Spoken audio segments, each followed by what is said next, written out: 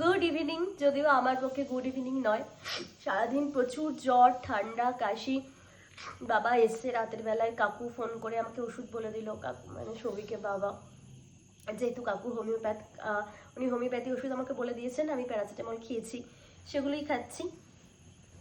আর আজকে গেছিলাম কিছু এসেনশিয়াল শপিং করতে। অনেকদিন ধরেই ভাবছি জিমের জন্য কিছু প্যান্ট কিনবো।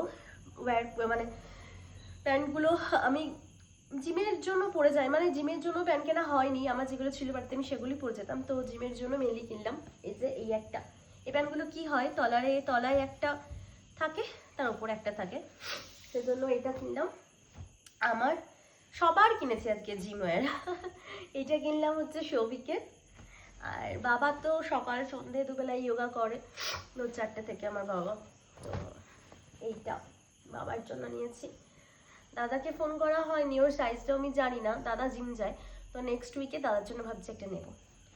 আর এটাও নিয়েছি আমার জন্য, এমনি বাড়িতে পরার জন্য। অ্যাকচুয়ালি এটা নিয়েছিলাম আমি সৌভিকের জন্য, সৌভিকের হয়নি, তো কী করবো। আর এই ইনার গার্মেন্ট তো ফেরত হয় না, সেজন্য আমি নিয়ে নিলাম, আমি পরে নেব। আর এই টি শার্টের কালারটা দেখো কি মিষ্টি কালার, তো এটা বললো সৌভিক তোকে ভালো লাগবে, তো সেটা আমি নিয়ে নিলাম। আর এই টি শার্টটা নিয়েছি পুরো হোয়াইটের ওপর, বাবার জন্য। ব্যাস, আজকে আমার এইটুকুই ছিল এসেন্সিয়াল ব্লগ।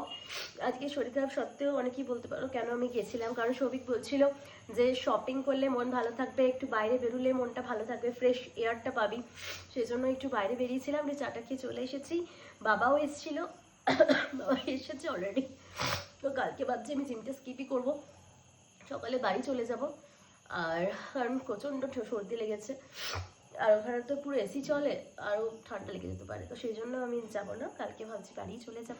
তো আজকে শপিং ব্লগটা কিন্তু পুজোর ব্লগ ছিল না, আজকে ছিল একটা এসেন্সিয়াল ব্লগ।